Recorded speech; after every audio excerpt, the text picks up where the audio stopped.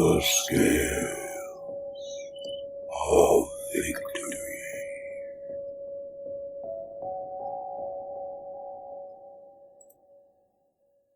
Slowly, painfully, Tatunek blinked his eyes open.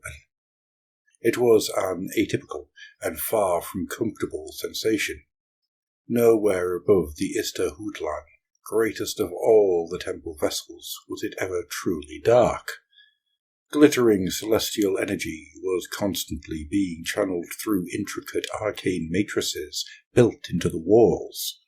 The relics of the Old Ones glowed with inner brilliance at all times. Yet this corridor, deep in the vessel's bowels, was undeniably, suffocatingly gloom-dark. With a discomfited hiss, Tatunek rose from the chill floor and attempted to piece memory back together. He had been tending to one of the countless damaged systems within the temple vessel. The Ista Hootlan had not emerged unscathed from its recent confrontation with one of the eternal enemy's silver-skinned fortresses. The floor had given way, or had opened up and swallowed him of its own accord. So many wondrous mechanisms were worked into the bones of the vessel that it was impossible to say. Tatunek's considerations were interrupted as the darkness stirred. The skink turned at the sound of echoing footfalls. Headfin fled. The shadows took on form, complete with thick cords of muscle and deep azure scales. Even as the skink attempted to scuttle back, he knew it was pointless. There was little reasoning with two provoked Saurus guard, no matter why he had been set to watch this passage. A few seconds passed after the unexpected word before Tatunek dared open his eyes. A hiss left the skink at the sight of an obstinate halberd held mere centimetres from cleaving into his neck. Muttering a thankful prayer, Tatunek looked up as a seat of carved stone floated out from behind the now still Saurus. Another skink sat nestled in the throne's thrumming embrace. He was a stooped creature, leaning on a staff and drumming his claws idly against an orb in his lap. Scars crisscrossed his body, and a particularly grim laceration snaked up the side of his neck, caving in an eye and disappearing beneath the feathered crown perched upon his brow. Instantly, Tatunek prostrated himself. Even if the skink's identity was unknown, his rank was apparent. Noble Starseer! Noble Starseer! Rise! The priest wheezed. Blinking, Tatunek skittered back to his feet, only for the Starseer's staff to poke his chest. The implement rose to jab the skink's face and limbs as if in inspection, before the seated figure nodded. You fell. There is a Hootlan who brought you here, he said. Tatunek could only nod, drawing a thoughtful croak from the Starseer. We require more attendants. The great plan flows in unpredictable fashion. You will suffice. With that, the Starseer turned, floating back down the corridor, flanked by his guardians. Tatunek lingered a moment, uncertainty fluttering in his breast. Only a pointed pause from the Starseer saw him trailing along fitfully. I am Rachikak, the Starseer said, as the other skink caught up. The elder's gaze never shifted from straight ahead. Tatunek, by contrast, could not stop glancing about. He had been wrong when he thought it completely dark. Trapped starlight did glimmer from circuit-like carvings along the walls, albeit faintly, as if its strength was being diverted to feed some hidden purpose. The scant illumination shivered at the edge of faded friezes and mosaics. There is discord in the lower realms. The constellar matrices speak of malformed divinity. The end of empires, Tatunek chirped. Rachikak nodded. Kragnos, the living earthquake, the vanquisher of Ur-Sabal. The cosmic order buckles beneath each stomp of his hooves. We fought him once before. in the times before the awakening of the mortal gods, our masters sealed him beneath Gur. Expectant silence followed the Starseer's proclamation. A thought flickered in Tatooneck's mind. He tried to conceal it, but Ratchikak noticed, his eyes narrowing. Tepok's breath, Brightstale. Speak, question. How can you serve if you do not understand?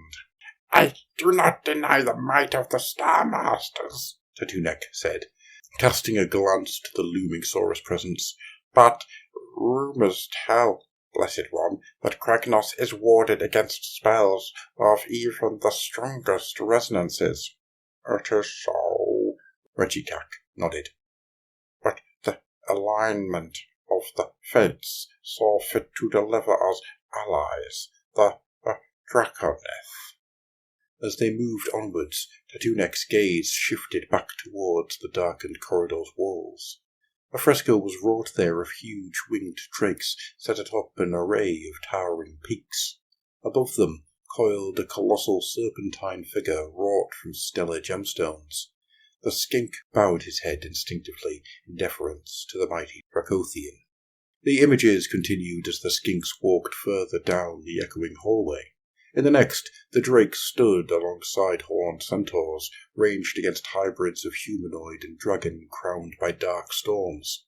Beyond that, rendered in a terrible likeness of life, was the oversized visage of some horned deity, mountains of amber skulls crunched between its fangs. Tatooneck was not sure whether it was his imagination or whether the illumination grew stronger then. It cast the next mosaics into stark relief, images of the centaurs, led by their terrible god, laying waste to the eyries of the drakes. In places the light pulsed faintly. Scenes of mountain peaks crashing to earth and draconic skulls piled high as the beasts were slaughtered, flickered like dancing shadows, sending the skink clicking in unease. They were nearing the end of the passage now. Ratchikak had gone silent. The cruel tableau mercifully ceased, followed by a scene of two drakes, one of noble aspect, another whose features were cast in shadow, arrayed in conference with the holy Star Masters. A final freeze awaited. Atop a mountain of horn, the twin drakes tore into the horned god as the slan surrounded them and Dracothian coiled above. The light pulsated, revealing the maw of the mountain opening to swallow the earthquake god. Tatooneck let the tale wash over them. One thought stood out. But the Draconeth are gone, blessed master. The end of empires broke them, the skink said. He blinked as something approached. A smile flickered at the corner of Ratchikak's mouth. Come, there is something you should see. The Starseer's throne accelerated, Saurus loping along at its side. At last the party halted before an immense sealed portal. Here the circuitry glowed brighter still. Tatooneck saw that it was arrayed into the glyphs of Itzel, divine master of beasts. Ratchikak extended a wizened arm, palm resting flat on the portal's face. The priest's eye lit up at the transfer of some subtle power. For around 10 minutes, all save Tatooneck was still. The twitching skink was just about to speak up before the portal rumbled, stones slowly disappearing into the wall above. It opened into a wide hexagonal chamber. Saurus Guard stood sentinel at precise alignments, while skinks flitted back and forth. Most tended to the intricate lens array that dominated the ceiling, and that concentrated a soft focused beam of amber magic into a central plinth. Upon that platform stood a rough-cut oval of stone. It was pitted and marked, scarred but not broken, seemingly lit from within as energies washed over it. No, Ratchikak said as Tatooneck opened his mouth. The Starseer's voice was hushed as he floated closer. We are just in time. Watch and perceive. The stone twitched. It twitched again. A pregnant quiet fell over the chamber as it rocked, the arcane beam growing in intensity. The stone's inner glow magnified as cracks suddenly splintered and rang along its face. No, not a stone at all. With another crack, the oval's flank ruptured. From the cavity emerged a reptilian wing caked in embryonic fluid. Claws followed, feeble and scrabbling, pulling the attached creature out into the light. The tiny drake staggered and toppled over atop the plinth, mewling as it scrambled unsteadily back to its feet. The assembled skinks let out a chirruping chorus of welcomes. The saurus rumbled, slamming the butts of their polearms against the floor as the infant drake spread its dripping wings and let out a reedy hiss of becoming. "The elves," Tattooneck breathed, staring in wonderment at the newborn creature. "The surviving Draconeth knew they had no strength left, so they granted us their eggs to keep safe." The skink dared take a step forth as the drake turned and snapped warily. "We have hatched a Draconeth." "Oh? Draconeth?" Ratchikak said, voice tinged with amusement. The Starseer let out a croaking chirp. Skinks darted about, depressing stone touches upon banks of arcane machinery in rhythmic order. Segments of what Tattooneck had believed were walls rose, revealing spaces dark as the lightless void.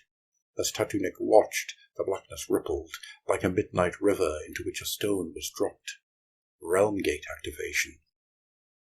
Diffuse terracotta light spilled into the incubator chamber, etheric ward barriers shimmering into being before errant magic could wash over them. Tattooneck expected the infant Draconeth to shy away.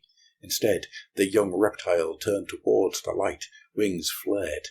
Looking out from the portals, Tattooneck realized that their chamber now appeared to hover over a vast expanse. The lands below resembled a small fragment of Gur, untouched by chaos, some secret dimensional fold painstakingly recreated by the Slann, no doubt. Tattooneck had heard of such things, but never thought to see one. Beyond the portals, Tattooneck beheld mist-clad peaks and an amber savanna. Shapes whirled amidst the clouds around them, winged reptiles, each the size of a bastillodon, all of which bore resemblance to the young creature on the plinth. On the flanks of the mountains, Tattooneck picked out idols and stonework, crude but clear nascent artistry worked into their being.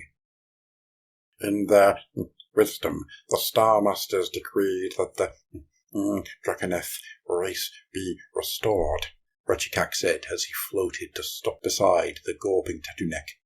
"It has been a difficult process. Across the long centuries, we have hatched but a fraction. They desire to learn of their true culture. These things we cannot teach. Long have we attempted to discern their place in the great plan, but now the asterisms align clearly. The end of empires must be checked before the Astromatrix's plans are forever misaligned. With the Draconeth's presence, we can begin." Begin? Tattooneck asked as he found his voice. "So they will fight alongside the war hosts?" "They will not," Ratchikak said. "The Draconeth have heard their instincts in these concealed places. They have listened to us speak of the wider war. All they require is leadership and suitable allies. The great plan conspires to now divide the paths of our fates. A new alignment is instead imposed upon the celestial paths." The Starseer raised his hands. Starlight danced around his fingertips. Tattooneck watched over his master's head as an astrological sigil formed, that of Malice, the core of the broken world. Around it, a second layer of starfire blazed like a great ring. Such a thing existed, the skink knew. Mortals named it Sigmarabulum. Ratchikak's fingers twitched again, and the symbols of confluence blazed into existence around the Sigmarabulum, even as it was draped into the shadows of spreading wing.